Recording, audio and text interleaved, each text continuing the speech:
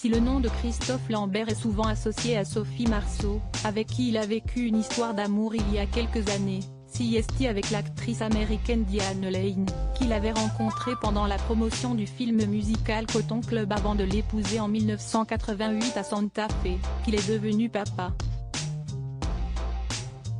De leur union est effectivement né un enfant en 1993, en l'occurrence une fille. Cette dernière se prénomme Eleanor et est aujourd'hui mannequin.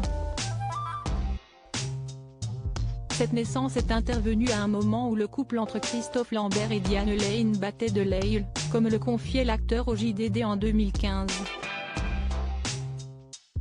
Mais il a tout de même souhaité avoir un enfant avec elle, car il estimait qu'elle était la personne idéale pour assumer ce rôle. Ma fille est née alors que nous étions en fin de parcours avec sa mère.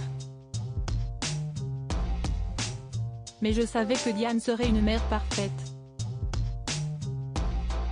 Quelqu'un que j'aime profondément depuis. Les deux artistes se sont donc séparés, mais sont restés en très bons termes. On a divorcé quand la petite avait 6 mois, mais Diane est restée ma meilleure amie, ma confidente. Si est quelqu'un que j'aime profondément et pour qui je serai toujours là. Quant à ma position de père, je savais que je n'allais pas dupliquer le passif familial, que je ne serais ni dans l'étouffement, comme ma mère, ni dans le rejet, comme mon père, confiait Christophe Lambert à Gala en octobre 2020. Un entretien au cours duquel il expliquait également que la mère de sa fille était tombée enceinte de lui une première fois, mais avait avorté car il ne se sentait pas prêt à devenir père. Ils ont donc attendu le bon moment pour passer à l'action. La première fois que Diane m'a dit qu'elle était enceinte, elle a vu ma tronche et elle a compris, elle n'a pas gardé l'enfant.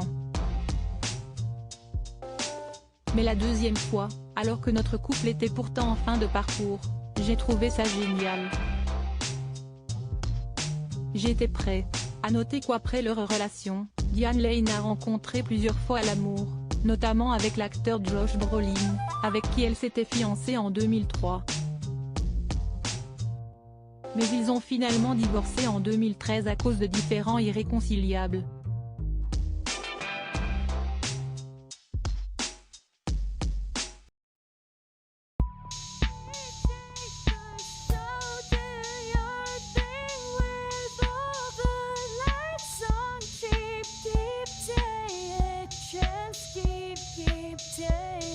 Keep